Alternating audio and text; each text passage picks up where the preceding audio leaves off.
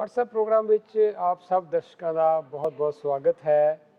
ਅੱਜ ਦੇ ਇਸ ਪ੍ਰੋਗਰਾਮ ਦੇ ਵਿੱਚ ਅਸੀਂ ਤੁਹਾਡੇ ਨਾਲ ਇੱਕ ਬੜੇ ਹੀ ਤਜਰਬੇਕਾਰ ਡਾਕਟਰ ਦੀ ਮੁਲਾਕਾਤ ਕਰਵਾਉਣ ਜਾ ਰਹੇ ਹਾਂ ਔਰ ਉਹਦੇ ਵਾਸਤੇ ਅਸੀਂ ਸਪੈਸ਼ਲ ਪ੍ਰੋਗਰਾਮ ਕਰਨ ਜਾ ਰਹੇ ਹਾਂ ਪ੍ਰਿੰਸੈਸ ਮਾਰਗਰੇਟ ਹਸਪੀਟਲ ਦੀ ਲੋਕੇਸ਼ਨ ਤੋਂ। ਸਾਡਾ ਖਾਸ ਮਕਸਦ ਹੈ ਇਸ ਪ੍ਰੋਗਰਾਮ ਨੂੰ ਕਰਨ ਦਾ। ਬੜੀ ਜਲਦੀ ਅਸੀਂ ਪ੍ਰਵਾਸੀ ਅਦਾਰੇ ਵੱਲੋਂ ਇੱਕ ਰੇਡੀਓਥੌਨ ਕਰਨ ਜਾ ਰਹੇ ਹਾਂ ਪ੍ਰਿੰਸੈਸ ਮਾਰਗਰੇਟ ਹਸਪੀਟਲ ਫਾਊਂਡੇਸ਼ਨ ਦੇ ਲਈ।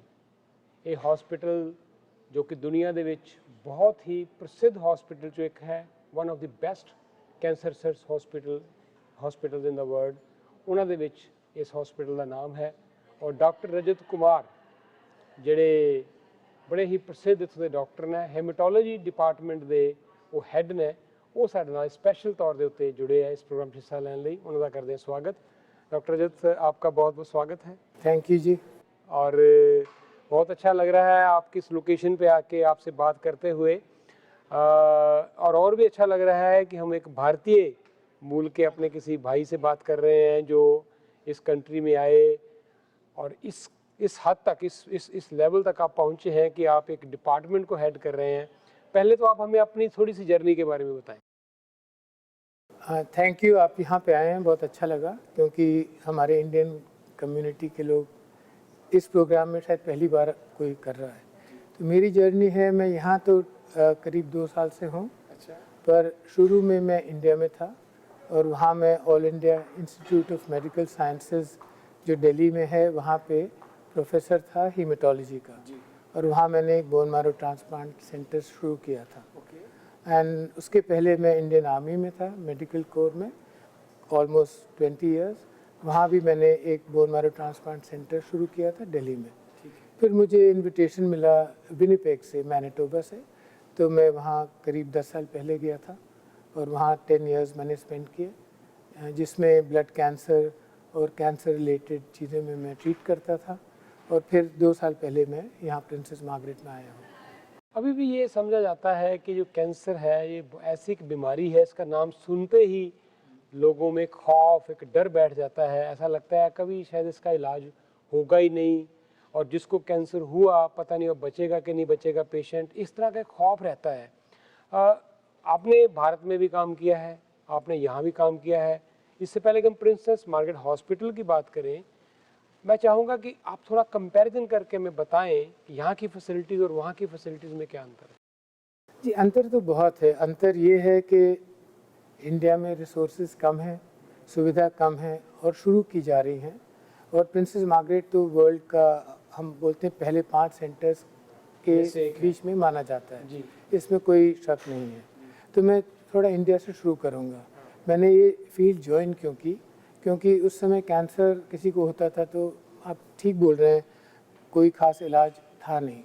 और डॉक्टर भी जो इंडिया में हैं वो हार्ट स्पेशलिस्ट या चेस्ट या किसी उस फील्ड में जाते थे, तो कैंसर में बहुत कम लोग थे। इसलिए मैंने इसमें काम करना शुरू किया। फिर मुझे ट्रेनिंग के लिए इंग्लैंड भी गया 2 साल, और उसके बाद वहीं पे इंडिया में मैं ब्लड कैंसर को ट्रीट करता था। और उस समय तो बहुत गिने चुने लोग ही होंगे। बहुत कम थे। और स्पेशली मैंने बोन मैरो ट्रांसप्लांट में इंटरेस्ट था, क्योंकि बहुत सी बीमारियां हैं जो ट्रांसप्लांट से क्योर हो जाती हैं, मतलब पूरी ठीक हो सकती हैं।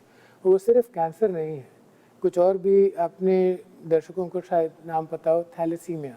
अच्छा। एक बीमारी है जो पंजाब में या डिफरेंट पार्ट्स में है, जो खून नहीं बनता, अगर हम ट्रांसप्लांट कर लें तो वो क्योर हो सकते हैं। और ब्लड कैंसर में जो ल्यूकीमिया या ब्लड कैंसर बोलते हैं, लिम्फोमा, उनमें भी कुछ टाइप के हैं जो हम बिल्कुल जड़ से निकाल सकते हैं। हालांकि जो प्रोसीजर है उसके अपने भी रिस्क होते हैं, तो ये नहीं है कि किसी को भी लेके हम क्योर कर देंगे, पर जो सिलेक्टेड पेशेंट्स हैं उनके लिए वही इलाज है। पर आजकल हमारी दवाइयाँ, ड्रग्स इतनी एडवांस हो गई हैं कि बहुत सी बीमारियाँ हम कंट्रोल कर सकते हैं सिर्फ मेडिसिन से और सिर्फ दवाइयों से, इनफैक्ट विदाउट कीमोथेरेपी। सो बहुत चेंजेस आ रहे हैं, पर इंडिया में वही चेंजेस थोड़ी स्लो आ रहे हैं। पर एक वहाँ एडवांटेज है कि बहुत सी ड्रग्स हमें बड़े सस्ते मिल जाते हैं, जो यहाँ पे महंगे हैं, लेकिन यहाँ गवर्नमेंट पे करती है। वहाँ एक और डिसएडवांटेज है, पेशेंट खुद पे करता है। ऑलमोस्ट आई थिंक 80-90% लोग उनकी इंश्योरेंस नहीं होती, अपनी जेब से खर्च अपनी जेब से खर्चते हैं, तो उसमें बड़ी प्रॉब्लम होती है। ये जो आपका ये इंस्टीट्यूशन है, किस हद तक आपने बोला कि दुनिया के सबसे 5 बेस्ट हॉस्पिटल में से एक है, तो इसके बारे में बताएं। तो मैं एक सिंपल बात बताता हूँ, अगर इंडिया में किसी की उम्र 50 से ऊपर हो या 60 से ऊपर हो, उसे अगर ब्लड कैंसर है तो इलाज थोड़ा कम ही कर पाते हैं। अगर उनके पास पैसे हैं, इंश्योरेंस है, तो हो जाता है, नहीं तो गरीब आदमी के लिए पॉसिबिलिटी नहीं है। लेकिन कनाडा में हमारे काफ़ी लोग उस एरिया से हैं, इंडिया से, पाकिस्तान, श्रीलंका, और हम 70 साल से ऊपर की उम्र के लोगों को इलाज कर रहे हैं, जिनमें कोई उन्हें पैसा तो देना नहीं है, गवर्नमेंट कर रही है। अच्छा, इसमें भी बताएं कि ये यहाँ पे आपके जो पेशेंट आते हैं, कितना इलाज उनका गवर्नमेंट देखती है, या वो गवर्नमेंट की तरफ से जो आपको फंडिंग है उससे हो जाता है? देखिए, जब पेशेंट एडमिटेड होता है तो पूरा का पूरा गवर्नमेंट या हॉस्पिटल की फंडिंग होती है, 100%, कोई अपनी जेब से नहीं खर्चना होता। जब पेशेंट डिस्चार्ज होता है तो कुछ दवाइयाँ हैं, हो सकता है वो कवर्ड ना हो, अगर वो कवर्ड हैं तो वो भी फ्री हैं। अच्छा, कोई एज पे डिपेंडेंट है, जैसे उम्र 65 के ऊपर जब होता है वो फ्री होती हैं। लेकिन अगर कोई ड्रग नहीं कवर्ड है तो हॉस्पिटल या फाउंडेशन उन्हें हेल्प करती है, ट्राई करती है कि जहाँ तक हो सके उसे प्रोवाइड कर दें। पर मैं ये नहीं कहूँगा कि कोई मेडिसिन ऐसा है कि अवेलेबल नहीं है। जी। फ़र्क ये है, कोई नई मेडिसिन जो कनाडा में अप्रूव नहीं हुई है उसके लिए शायद प्रोविज़न नहीं हो, नहीं तो जनरली अवेलेबल है। अभी आप जो इलाज करते हैं उसका जो पैसा है, आपने बताया कि वो काफ़ी हद तक तो गवर्नमेंट की फंडिंग से है, लेकिन आपके यहाँ पे एक जो प्रिंसेस मार्गरेट हॉस्पिटल फाउंडेशन है, तो जो लोग भी कई बार जो इलाज करवाते हैं या जो भी अच्छे काज के लिए डोनेशन करना चाहे, तो उसके बारे में भी थोड़ा सा आप लोगों को कुछ बताना चाहेंगे? जी हाँ, ये बहुत ज़रूरी है, क्योंकि गवर्नमेंट उन चीज़ों का ट्रीटमेंट देती है जो अप्रूव्ड है, जो स्टैंडर्ड है। लेकिन जो नई चीज़ है, जो ट्रायल हो रही है, नई दवाई है, उसके लिए गवर्नमेंट फंडिंग नहीं देगी, क्योंकि उसका आपको प्रूफ नहीं है, और वो पूरा का पूरा फाउंडेशन उसको सपोर्ट करती है। और मैं कहूँगा हम वर्ल्ड के टॉप 5 सेंटर्स में से हैं क्लिनिकल ट्रायल्स के लिए, और यहाँ क्लिनिकल ट्रायल का मतलब जो कल की दवाई है वो आपको आज मिल रही है, जो अप्रूवल में 5 साल लगेंगे, लेकिन हम अभी दे रहे हैं। जैसे एक ये टेक्निकल टर्म यूज़ कर रहा हूँ, कार टी सेल बोलते हैं, या इम्यूनोथेरेपी, मतलब कि एक पेशेंट के खून से लेके उसी के जो सेल्स हैं उन्हीं को चेंज कर दिया और वो कैंसर को ख़त्म कर दे। अब ये आगे आने वाली है, लेकिन प्रिंसेस मार्गरेट में कुछ साल से क्लिनिकल ट्रायल में ऑलरेडी ये मिल रहा है, पर वो पैसा कहाँ से आ रहा है? फाउंडेशन से। अच्छा, एक और सवाल इससे पहले कि आपसे हम इजाज़त लें, ये जो स्वैब टेस्ट है, अभी हम बहुत बार कोशिश करते हैं कि लोगों को इसके बारे में बताएं कि ये किस हद तक हेल्पफुल है आगे चल के उन पेशेंट्स के लिए जिनको डोनर की ज़रूरत हो, उसके बारे में थोड़ा सा बताएं। जी हाँ, इसके बारे में 2 चीज़ बोलूँगा। पहले कि एक बेसिक फ़र्क इंडिया और कनाडा में ये है कि इंडिया में खून की कमी होती है, और लोग बोलते हैं अपने रिलेटिव के लिए भी खून देने से उन्हें डर लगता है। कनाडा में कोई खून मांगता ही नहीं है, क्योंकि लोग वॉलंटियर अपने आप जाके बिना किसी रीज़न के दान देते रहते हैं। तो एक तो वो पार्ट कवर हो गया। अब मैं नेक्स्ट है बोन मैरो ट्रांसप्लांट, जो मैंने आपको बताया। उसके लिए ये ज़रूरी नहीं है कि आपके भाई बहन या फैमिली में कोई डोनर हो, तो अब कहाँ से आएंगे? उसके लिए दुनिया में 30 मिलियन लोग हैं वॉलंटियर, पर मोस्टली वो लोग इंडिया के एरिया से नहीं है, वाइट कॉकेशियन लोग। अगर कोई परसेंटेज वाइज देखना हो मोटे तौर पे, तो कोई बता सकते? आई वुड से 80% तो दे आर वाइट कॉकेशियंस, फिर चाइनीज़ अदर ओरिजिन, और इंडियन ओरिजिन या साउथ एशिया के लेस देन 5% होंगे, बहुत कम है। तो उसमें प्रॉब्लम ये है, अगर कोई इंडिया का पेशेंट है या उस एरिया का है, उसके भाई में नहीं है मैच, तो उन्हें डोनर कहाँ से मिलेगा? तो उन पेशेंट में ढूंढेंगे, उनका चांस कम हो जाता है। अच्छा, उस समय लोग बोलते हैं हम अपने फैमिली में, मंदिर गुरुद्वारे में ढूंढेंगे, उनका मिलना बड़ा मुश्किल है। तो अगर लोग अपने आप टेस्टिंग के लिए वॉलंटियर करें, उसके लिए स्वैब टेस्ट है, कुछ नहीं करना, एक स्वैब देना है, तो आप उसमें आपका बस कंप्यूटर में नाम आ जाएगा। ठीक है। अगर कोई मैच हो तो आपको डोनेट करना है, उसमें कोई खतरा नहीं है। तो कितना पेनफुल है बोन मैरो में जो डोनेट करना?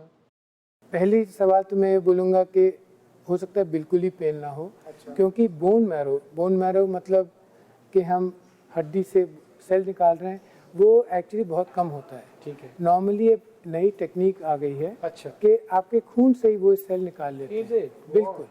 तो वो पेनफुल होता ही नहीं है। पेशेंट को जो डोनर है, सपोज मैं डोनेट कर रहा हूँ आपके लिए, मुझे 4 दिन इंजेक्शन लगेंगे, 5वें दिन मैं आऊँगा और एक सुई यहाँ हाथ में लगाएंगे, मेरा ब्लड मशीन में जाएगा, सेल्स कलेक्ट कर लेंगे, 2-3-4 घंटे में मैं घर चले जाऊँगा। क्या बात है। पहले तो हमें ये खुशी है कि इस मुल्क में यहाँ हमारे लोगों ने आके इतनी स्ट्रगल्स की, बहुत एक लंबी लड़ाई है उन लोगों की।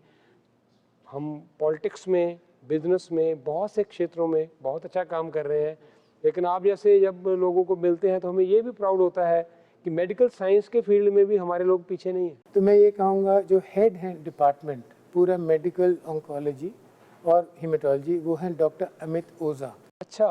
वो भी मतलब इंडियन ओरिजिन मूल उसी, हाँ वहीं से हैं। अच्छा, अपने जो भारतीय मूल के लोग हैं जो यहाँ ट्रीटमेंट लेने के लिए आते हैं, उनके बारे में भी कुछ बता सकते हैं? जी काफ़ी हैं, बहुत हैं। इनफैक्ट मैं एग्जैक्ट परसेंटेज नहीं बताऊंगा, लेकिन मैं ट्रांसप्लांट में काम करता हूँ। मैं बोलूँगा 10 से 20% लोग जो हैं वो उस एरिया के हैं, जो इंडिया, पाकिस्तान, श्रीलंका से मिलके, और हर उम्र के लोग फ्रॉम यंग, जो 20 साल 22 साल, मैं एडल्ट को ही ट्रीट करता हूँ, से 60-70 साल की उम्र के लोग जो आते हैं। जी। तो हम बड़ी जल्दी प्रवासी मीडिया ग्रुप पे की तरफ से एक फंड रेजिंग करेंगे प्रिंसेस मार्गरेट हॉस्पिटल के लिए, और उस दिन फिर से इनसे बात करेंगे, कुछ और डॉक्टर से बात करेंगे, इस हॉस्पिटल की क्या क्या कंट्रीब्यूशन है, ना सिर्फ हमारे इस मुल्क में, कनाडा में, बल्कि दुनिया भर से लोग जो आके यहाँ पे इलाज करवा रहे हैं। ये अपने आप में एक हॉस्पिटल दुनिया भर के लिए एक मिसाल है, और दुनिया के टॉप 5 हॉस्पिटल में से कैंसर सर्च के मामले में ये हॉस्पिटल है। और हमारी खुशकिस्मती है कि हम जिस शहर में रहते हैं, टोरंटो में, उसी में ये हॉस्पिटल है, डाउनटाउन टोरंटो में। डॉक्टर रजत, आपका बहुत बहुत शुक्रिया, और बहुत अच्छा लगा आपसे बात करके। इस हॉस्पिटल में आप काम कर रहे हैं, आप एक बहुत अच्छी सेवा कर रहे हैं, तो हम चाहेंगे कि भगवान से प्रार्थना करेंगे कि आपको और शक्ति मिले और इसी तरह से आप काम करते हैं। मुझे आपका बहुत शुक्रिया कि आप ये हमारा संदेश सारे कम्युनिटी में फैला रहे हैं, और आपको best of luck. Thank you.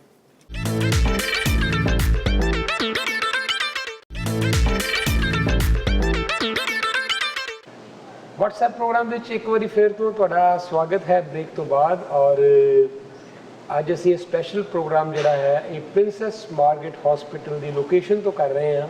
ਉਹਨਾਂ ਦੇ ਵਿੱਚੋਂ ਹੀ ਇੱਕ ਹੋਰ ਡਾਕਟਰ ਨਾਲ ਤੁਹਾਡੀ ਮੁਲਾਕਾਤ ਕਰਵਾਈਏ, doctor Arjun law.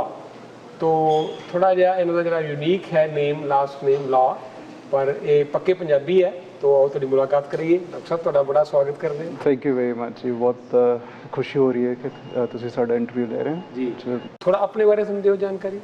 Thank you. सो मेरा नाम अर्जुन लॉ हैगा। मैं काफ़ी साल पीजे चंडीगढ़ से काम किया सी, 8.5 साल उत्थे मैं ट्रेनिंग ली है इंटरनल मैडिसिन, हीमेटोलॉजी ते bone marrow stem cell transplants which. फिर मैं कैनेडा आया 2015 से to do fellowship in leukaemia and advanced bone marrow transplant. वो फेलोशिप ट्रेनिंग करते करते मैंने जॉब ऑफर कर दी and now I been here since then. So हुण मेरा काम हैगा mainly bone marrow transplant unit से। ये बोन मैरो ट्रांसप्लांट थोड़ा जिहा पुराना टर्म हैगा। It also covers what is called stem cell transplantation. तो स्टेम सैल ट्रांसप्लांटेशन खास करके एलोजेनिक स्टेम सैल ट्रांसप्लांट से साडा काम होंदा है। आई वुड से 90% साढ़े जोड़े पेशेंट्स होंगे हैं वो ब्लड कैंसर लेके आते हैं, तो यही एक ट्रीटमेंट होंगी है जी पूरी तरह बीमारी काफ़ी केसेस जड़ तो निकाल सकती है। तो it's a very advanced treatment, it's a very difficult treatment to do, लेकिन एज एन ऑन्कोलॉजिस्ट ये सब तो साडी कोशिश यही होंगी है कि असी पेशेंट्स ਨੂੰ जिस तरह भी हो सके बचा सके। अच्छा, डॉक्टर रजत होर ਨਾਲ ਗੱਲ ਕਰ ਰਹੇ ਸੀ, ਉਹ ਦੱਸ ਰਹੇ ਸੀ ਕਿ ਹੁਣ ਉਹ ਸਮਾਂ ਚਲਾ ਗਿਆ ਜਦੋਂ ਬੋਨ ਦੇ ਵਿੱਚੋਂ ਮੈਰੋ ਕੱਢ ਕੇ ਫਿਰ ਟ੍ਰਾਂਸਪਲਾਂਟ ਕੀਤਾ ਜਾਂਦਾ ਸੀ। ਹੁਣ ਤੇ ਬਲੱਡ ਦੇ ਹੀ ਉਹ ਕਹਿੰਦੇ ਕਿ ਬਲੱਡ ਤੁਸੀਂ ਦੇਣਾ ਤੇ ਬਲੱਡ ਦੇ ਵਿੱਚੋਂ ਹੀ ਉਸ ਨੂੰ ਬਾਈਸੈਕਟ ਕਰਕੇ and then you use those cells। हाँ जी, एग्जैक्टली। तां ही मैं कह रहा था जो पुराना टर्म हैगा बोन मैरो ट्रांसप्लांट वो सारे केसेस 'ਚ अप्लाई नहीं करता। ਪਹਿਲਾਂ ਹੁੰਦਾ ਸੀ ਜਿਹੜੇ ਸਟੈਮ ਸੈੱਲ ਹੁੰਦੇ ਆ they are inside the bone marrow and ਜਦੋਂ ਪਹਿਲਾਂ ਟੈਕਨੋਲੋਜੀ ਥੋੜੀ ਜਿਹੀ ਘੱਟ ਐਡਵਾਂਸ ਸੀਗੀ ਦੀ only way to get to those stem cells was to go into the bone ਤੇ ਹੱਡੀ ਦੇ ਵਿੱਚੋਂ ਅਸੀਂ ਸਟੈਮ ਸੈਲਸ ਕੱਢ ਕੇ ਅਸੀਂ ਫਿਰ ਪੇਸ਼ੈਂਟ ਨੂੰ ਇੰਜੈਕਟ ਕਰਦੇ ਸੀਗੇ ਪੇਸ਼ੈਂਟ ਦੇ ਵਿੱਚ ਇੰਜੈਕਟ ਕਰਦੇ ਸੀਗੇ ਹੁਣ ਅੱਜ ਕੱਲ੍ਹ ਟੈਕਨੋਲੋਜੀ ਐਡਵਾਂਸ ਹੋ ਗਈ ਹੈ so we can get the same stem cells without going into the bone marrow ਕੁਝ ਕੇਸਿਸ ਹੈਗੇ ਜਿਹਦੇ 'ਚ ਹਜੇ ਵੀ ਅਸੀਂ ਪ੍ਰੈਫਰ ਕਰਦੇ ਹਾਂ ਕਿ ਬੋਨ ਮੈਰੋ ਦੇ ਸਟੈਲਸ ਹੀ ਯੂਜ਼ ਕਰੀਏ ਤੇ there are some diseases like aplastic anaemia ਜਿਹੜੇ ਕੇਸਿਸ ਇਨਫੈਕਟ ਪੰਜਾਬ 'ਚ ਕਾਫੀ ਕਾਮਨ ਨੇ ਕੁਝ ਬਿਮਾਰੀਆਂ ਹੁੰਦੀਆਂ ਜਿੱਦਾਂ ਦਾ ਥੈਲੇਸੀਮੀਆ ਜਾਂ ਸਿਕਲ ਸੈਲ ਅਨੀਮੀਆ ਇਸ ਇਨ ਕੰਡੀਸ਼ਨਸ 'ਚ some cases we prefer using bone marrow ਲੇਕਿਨ ਜਿਹੜੇ ਕੈਂਸਰਸ ਹੁੰਦੇ ਨੇ ਲੁਕੀਮੀਆ ਲਿੰਫੋਮਾ ਇਹ ਸਾਰੀਆਂ ਬਿਮਾਰੀਆਂ 'ਚ ਪੈਰੀਫਰਲ ਬਲੱਡ ਸਟੈਮ ਸੈਲਸ ਜਾਂ PBSCs ਬਗੈਰ ਬੋਨ ਮੈਰੋ ਚੋਂ ਕੱਢੇ ਜਾ ਸਕਦੇ ਹਨ and the results are as good in fact in some cases superior ਤੁਸੀਂ PGI 'ਚ ਵੀ ਕੰਮ ਕੀਤਾ ਹੈ ਹਾਂਜੀ ਬਿਲਕੁਲ ਹਾਲਾਂਕਿ ਜੇ ਭਾਰਤ ਦੇ ਜਾਂ ਪੰਜਾਬ ਦਾ ਜਿਹੜਾ ਸਾਡਾ ਰੀਜਨ ਦੇ ਐਂਗਲ ਤੋਂ ਦੇਖੀਏ PGI ਇੱਕ ਸਿਰਮੌਰ ਇੱਕ ਬੜਾ ਪ੍ਰੈਸਟੀਜੀਅਸ ਇੰਸਟੀਟਿਊਸ਼ਨ ਹੈ ਰਿਸਰਚ ਨੂੰ ਲੈ ਕੇ ਬਿਲਕੁਲ ਤੁਸੀਂ ਇੱਥੇ ਆ ਕੇ ਵੀ ਰਿਸਰਚ ਕਰ ਰਹੇ ਹੋ ਕੋਈ ਕੰਪੇਅਰ ਕਰਨਾ ਚਾਹੋ ਸਾਨੂੰ ਦੱਸੋ ਕੰਪੈਰੀਜ਼ਨ ਦੇਖੋ PGI 'ਚ ਜਿਹੜੇ ਤੁਸੀਂ ਗਏ ਹੋ PGI ਯੂ ਹੈਵ ਸੀਨ ਕਿ ਉੱਥੇ ਸਭ ਤੋਂ ਵੱਡਾ ਪ੍ਰੋਬਲਮ ਹੁੰਦਾ ਹੈ ਪੇਸ਼ੈਂਟ ਲੋਡ ਜਦੋਂ ਪੇਸ਼ੈਂਟ ਕੋਲੋਂ ਫੁਰਸਤ ਮਿਲਦੀ ਹੈ ਫਿਰ ਜਾ ਕੇ ਬੰਦਾ ਰਿਸਰਚ ਦਾ ਸੋਚ ਸਕਦਾ ਹੈ ਦੋਜ਼ ਸਿਸਟਮਸ ਆਰ ਓਵਰਲੋਡਡ ਉੱਥੇ ਰਿਸਰਚ ਜੇ ਅਸੀਂ ਕਰਦੇ ਹਾਂ it is only after looking after the patient ਸਭ ਤੋਂ ਪਹਿਲਾਂ ਬੰਦਾ ਆਪਣੀ ਪੂਰੀ ਐਨਰਜੀ ਲਗਾ ਕੇ ਮਰੀਜ਼ ਠੀਕ ਕਰਦਾ ਹੈ ਉਹਦੇ ਬਾਅਦ ਜਾ ਕੇ ਜੇ ਬਚਿਆ ਹੋਇਆ ਟਾਈਮ ਹੈ ਫਿਰ ਰਿਸਰਚ ਕਰ ਸਕਦਾ ਹੈ funding also issue funding is always a problem ਉਹ PGI 'ਚ ਤਾਂ ਹੈਗੀ ਬਟ ਇੱਥੇ ਇੰਨੇ ਵੱਡੇ ਇੰਸਟੀਟਿਊਸ਼ਨ 'ਚ ਵੀ ਹਮੇਸ਼ਾ ਫੰਡਿੰਗ ਦੀ ਪ੍ਰੋਬਲਮ ਰਹਿੰਦੀ ਹੈ ਦ ਰੀਜ਼ਨ ਇਜ਼ ਬਿਕੋਜ਼ ਇਹ ਜਿਹੜੇ ਰਿਸਰਚ ਅਸੀਂ ਕਰਦੇ ਹਾਂ ਇੰਨੇ ਹਾਈ ਲੈਵਲ 'ਤੇ ਉਹਦੇ ਵਿੱਚ ਬੇਸਿਕ ਸਾਇੰਸ ਦੀ ਇਨਵੈਸਟਮੈਂਟ ਕਾਫੀ ਜ਼ਿਆਦਾ ਹੁੰਦੀ ਹੈ ਉਹ ਚੀਜ਼ਾਂ ਅਸੀਂ ਸਿੰਪਲ ਤੌਰ 'ਤੇ ਨਹੀਂ ਕਰ ਸਕਦੇ ਉਹ 'ਤੇ ਫਰੋਮ ਦ ਗਰਾਊਂਡ ਅਪ ਬੜਾ ਸਾਰਾ ਇਨਵੈਸਟਮੈਂਟ ਦੀ ਲੋੜ ਹੁੰਦੀ ਹੈ before you even get to the point ਕਿ ਤੁਸੀਂ ਕਲੀਨਿਕਲੀ ਉਹਨੂੰ ਟ੍ਰੀਟਮੈਂਟ ਨੂੰ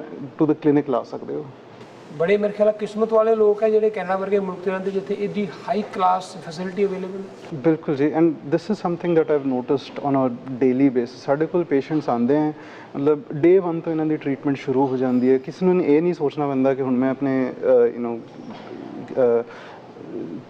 अपने रेंट को की परवाह कर रहा है और they're not concerned about money they can actually walk into the hospital and on the same day to treatment शुरू हो सकती है most treatments are covered stem cell transplant ਦਾ ਤੁਸੀਂ ਸੋਚੋ ਇੰਡੀਆ 'ਚ ਬੰਦਾ ਔਨ ਐਵਰੇਜ PGI ਜਿਸ ਤਰ੍ਹਾਂ ਗਵਰਨਮੈਂਟ ਹਸਪੀਟਲ ਹੈ ਫਿਰ ਵੀ ਆਊਟ ਆਫ ਪਾਕਟ ਖਰਚਾ ਈਜ਼ੀਲੀ 25 ਲੱਖ 30 ਲੱਖ ਤੱਕ ਜਾ ਸਕਦਾ ਹੈ and I am talking about 4-5 years ago ਜਦੋਂ ਮੈਂ ਉੱਥੇ ਸੀਗਾ now it might have gone up even more ਇੱਥੇ ਕਿ ਤੁਹਾਨੂੰ ਐਟਲੀਸਟ ਉਸ ਚੀਜ਼ ਦੀ ਚਿੰਤਾ ਨਹੀਂ ਹੈ you can get the treatment as required immediately without having to wait and without having to worry about financial considerations and coffee patient Bharat ਆਪਣੇ ਪੰਜਾਬੀ ਮੂਲ ਦੇ ਵੀ ਆਉਂਦੇ ਰਹਿੰਦੇ हैं and I think it's a huge benefit कि at least they have someone who can speak their language and it makes me happy also कि मैं किसी नाल communicate कर सकता है चंगी तरह गल कर सकते हैं उन्होंने समझा सकते हैं कि you know it's a scary time cancer the diagnosis ਮਿਲਿਆ ਉਹਨਾਂ ਨੂੰ ਸਮਝ ਨਹੀਂ ਆਉਂਦਾ ਕਿ ਨਵਾਂ ਹਸਪਤਾਲ ਹੈ ਲੋਕੀ ਪਤਾ ਨਹੀਂ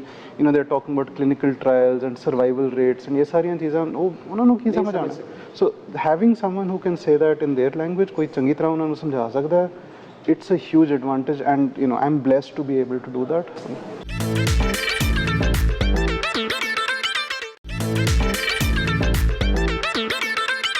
ਪੰਜਾਬੀ ਲੋਕ ਜਿਹੜੇ ਆ ਵੈਸੇ ਤਾਂ ਆਪਾਂ ਬਹੁਤ ਦੁਨੀਆ ਭਰ 'ਚ ਮਸ਼ਹੂਰ ਆ ਆਪਣੇ ਖੁੱਲ੍ਹਦਿਲੇਪਨ ਲਈ ਆਪਣੇ ਯੋਗਦਾਨ ਦੇ ਲਈ ਜੋ ਅਸੀਂ ਹਰ ਜਗ੍ਹਾ ਸੇਵਾ ਦੀ ਜਿਹੜੀ ਸਾਡੇ ਅੰਦਰ ਭਾਵਨਾ ਹੈ ਗੁਰੂ ਨਾਨਕ ਦੇਵ ਜੀ ਦਾ 550ਵਾਂ ਗੁਰਪੁਰਬ ਵੀ ਆ ਰਿਹਾ ਹੈ ਤੋ ਇਹਦੇ ਲਈ ਵੀ ਦੋ ਸ਼ਬਦ ਕਹਿਣਾ ਚਾਹੁੰਦੇ ਬਿਲਕੁਲ ਜੀ and this is something that ਅਸੀਂ we see this on a very regular basis ਸਾਡੇ ਕੋਲ ਹਮੇਸ਼ਾ ਫੰਡਿੰਗ ਦੀ ਲੋੜ ਰਹਿੰਦੀ ਹੈ and we do rely on the public to give us funding for whatever we want to do ਅਸੀਂ ਚਾਹੁੰਦੇ ਹਾਂ ਬੜਾ ਕੁਝ ਕਰੀਏ ਅਸੀਂ ਚਾਹੁੰਦੇ ਹਾਂ ਕਿ ਸਾਡੀ ਟ੍ਰੀਟਮੈਂਟਸ ਜਿਹੜੀ ਸਭ ਤੋਂ ਵਰਲਡ ਦੇ ਐਡਵਾਂਸ ਟ੍ਰੀਟਮੈਂਟਸ ਹੁੰਦੀਆਂ ਉਹ ਅਸੀਂ ਦੇਣਾ ਪੇਸ਼ੈਂਟਸ ਨੂੰ ਦੇਣਾ ਚਾਹੁੰਦੇ ਹਾਂ ਇੱਕ ਟ੍ਰੀਟਮੈਂਟ ਹੈ ਕਿ ਜਿਹਨੂੰ ਕਹਿੰਦੇ ਆ CAR T cell therapy which is ਜਿਹੜੇ ਬਲੱਡ ਕੈਂਸਰ ਦੀ ਸਭ ਤੋਂ ਟੌਪ ਦੀ ਥੈਰੇਪੀ ਹੁੰਦੀ ਹੈ ਉਹ ਹੁਣੇ ਨਵੀਂ ਆਈ ਹੈ ਕੈਨੇਡਾ 'ਚ ਅਸੀਂ ਚਾਹੁੰਦੇ ਕਿ ਜਿੰਨੇ ਪੇਸ਼ੈਂਟਸ ਹੋ ਸਕੇ ਅਸੀਂ ਉਹਨਾਂ ਨੂੰ ਇਹ ਚੀਜ਼ ਆਫਰ ਕਰੀਏ ਇਹ ਸਾਰੀਆਂ ਚੀਜ਼ਾਂ ਸਿਰਫ ਤੁਹਾਡੇ ਕੰਟਰੀਬਿਊਸ਼ਨਸ ਨਾਲ ਹੀ ਹੋ ਸਕਦੀਆਂ ਜਦੋਂ ਤੱਕ ਸਾਨੂੰ ਇਹ ਟਾਈਪ ਦੀ ਫੰਡਿੰਗ ਨਹੀਂ ਮਿਲਦੀ ਜਦੋਂ ਤੱਕ ਸਾਨੂੰ ਇਹ ਸਾਰੀਆਂ ਚੀਜ਼ਾਂ ਦੇ ਰਿਸੋਰਸਿਸ ਉਪਲਬਧ ਨਹੀਂ ਹੁੰਦੇ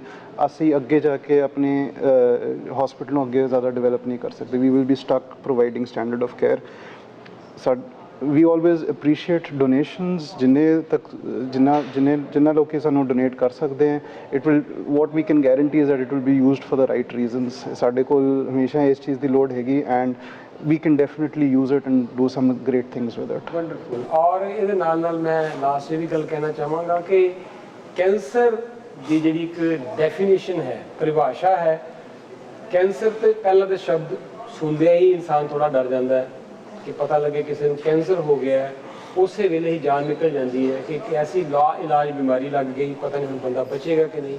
ਪਰ ਕੈਂਸਰ ਦੇ ਵੀ ਬੜੀਆਂ ਸਾਰੀਆਂ ਫਾਰਮਸ ਨੇ, ਜਿਸ ਤਰ੍ਹਾਂ ਇਹ ਦੱਸ ਰਹੇ ਨੇ, ਆਪਾਂ ਉਸ ਟੈਕਨੀਕਲ ਟਰਮ 'ਚ ਨਹੀਂ ਜਾਣਾ ਚਾਹੁੰਦੇ, ਲੇਕਿਨ ਕੈਂਸਰ ਵੀ ਕਈ ਤਰ੍ਹਾਂ ਦਾ ਹੈ। ਬਹੁਤ ਸਾਰੇ ਕੈਂਸਰ ਦੀਆਂ ਬਿਮਾਰੀਆਂ ਇਸ ਤਰ੍ਹਾਂ ਦੀਆਂ ਕਿ ਜਿਹੜੀਆਂ ਜਲਦੀ ਇਲਾਜ ਹੋ ਜਾਂਦਾ ਹੈ, ਈਜ਼ੀਲੀ ਇਲਾਜ ਹੋ ਸਕਦਾ ਹੈ। ਕੁਝ ਐਡਵਾਂਸ, ਕੁਝ ਐਸੀਆਂ ਬਿਮਾਰੀਆਂ ਜਿਨ੍ਹਾਂ ਨੂੰ ਇਲਾਜ ਕਰਨਾ ਬਹੁਤ ਮੁਸ਼ਕਿਲ ਹੈ, ਲੇਕਿਨ ਅਸੰਭਵ ਨਹੀਂ ਹੈ। तो हौली हौली ह्यूमैनिटी ने इस पे काबू पाना शुरू कर दिता है, पर हजे भी मेरे ख्याल एक लंबा सफ़र है डेफिनेटली कि जब तक असी समझांगे कि जिस तरह हम टीवी है, जिस तरह बहुत सारी होर बीमारियां हैं वो हुण क्योर हो सकती हैं। बिल्कुल हजे असी ये नहीं कह सकते कि कैंसर को 100% रेडिकेट किया जा सकता, 100% क्यूरेबल है, पर काफ़ी एडवांसमेंट ये आ रही है। डेफिनेटली जी, मैं ਤੁਹਾਨੂੰ एग्जाम्पल दे सकता एक बीमारी हैगी, एक टाइप का लुकीमिया ब्लड कैंसर हैगा ਜਿਹਨੂੰ ਕਹਿੰਦੇ एक्यूट प्रोमाइलोसिटिक लुकीमिया जे APL। एक टाइम ਸੀਗਾ ਜਦੋਂ ਇਹ ਬਿਲਕੁਲ ਇਨਕਿਉਰੇਬਲ ਸੀਗੀ, it head almost 70 to 80% chance ਕਿ ਪੇਸ਼ੈਂਟ ਟ੍ਰੀਟਮੈਂਟ ਸਰਵਾਈਵ ਹੀ ਨਹੀਂ ਕਰ ਸਕਦਾ।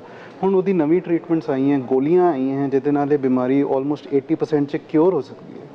So you've gone from something that was completely incurable to something that is completely curable, and ਉਹ ਇਲਾਜ ਵੀ ਸਸਤਾ ਹੈਗਾ। But that's the exception। ਅੱਗੇ ਹੋਰ ਜਿਸ ਤਰ੍ਹਾਂ ਤੁਸੀਂ ਕਹਿ ਰਹੇ ਸੀ ਕਿ there are many different types of cancer ਜਿਹੜੇ ਹਜੇ ਤੱਕ ਪੂਰੀ ਤਰ੍ਹਾਂ ਕੰਟਰੋਲ 'ਚ ਨਹੀਂ ਆਏ हैं, and that is why people like me always have work।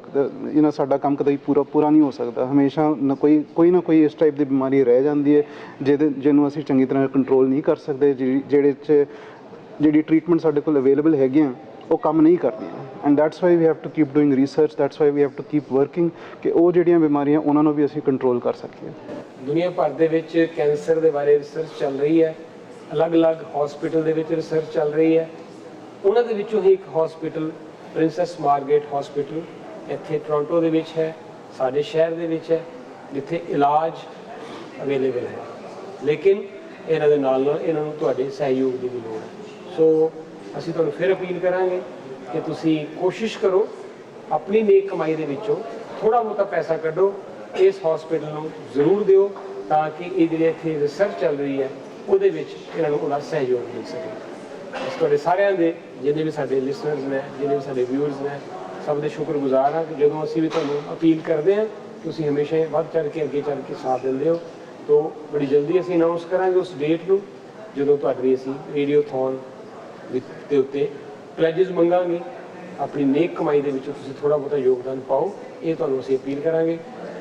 ਬਹੁਤ ਅੱਛਾ ਲੱਗਾ ਡਾਕਟਰ ਅਰਜੁਨ ਤੁਹਾਡੇ ਨਾਲ ਗੱਲਬਾਤ ਕਰਕੇ, ਔਰ ਨੋ ਡਾਊਟ ਮੇਰੇ ਖਿਆਲ 'ਚ PGI ਦਾ ਇਹ ਲਾਸ ਹੈ, ਤੁਹਾਨੂੰ ਲੂਜ਼ ਕੀਤਾ ਉਹਨਾਂ ਨੇ, ਪਰ ਪ੍ਰਿੰਸੈਸ ਮਾਰਗਰੇਟ ਹਸਪੀਟਲ ਜਾਂ ਇਹੋ ਜਿਹੀਆਂ ਸੰਸਥਾਵਾਂ ਦਾ ਇਹ ਗੇਨ ਹੈ ਕਿ ਇਹੋ ਜਿਹੇ ਤੁਹਾਡੇ ਵਰਗੇ ਐਕਸਪੀਰੀਅੰਸਡ ਔਰ ਡੈਡੀਕੇਟਡ ਜਿਹੜੇ ਡਾਕਟਰਸ ਹੈ ਉਹ ਇੱਥੇ ਆਏ ਹੈ ਔਰ ਇੱਥੇ ਆ ਕੇ ਸਰਵ ਕਰ ਰਹੇ ਹੈ, ਸੇਵਾ ਕਰ ਰਹੇ ਹੈ। ਤੁਹਾਨੂੰ ਸ਼ੁਭਕਾਮਨਾਵਾਂ ਦੇਣਾ ਚਾਹੁੰਦੇ ਹਾਂ, ਔਰ ਇਸ ਤਰ੍ਹਾਂ ਹੀ ਤੁਸੀਂ ਬਹੁਤ ਨਾਮ ਕਮਾਓ ਕਮਿਊਨਿਟੀ ਦਾ ਵੀ ਅੱਗੇ ਵੱਧ ਕੇ, ਔਰ ਵੱਧ ਤੋਂ ਵੱਧ ਪੇਸ਼ੈਂਟ ਜਿਹੜੇ ਤੇ ਆ ਰਹੇ ਉਹਨਾਂ ਦੀ ਸੇਵਾ ਕਰੋ। ਇਹ ਤੁਹਾਡੀ ਸ਼ੁਭਕਾਮਨਾ। Thank you sir. Thank you sir.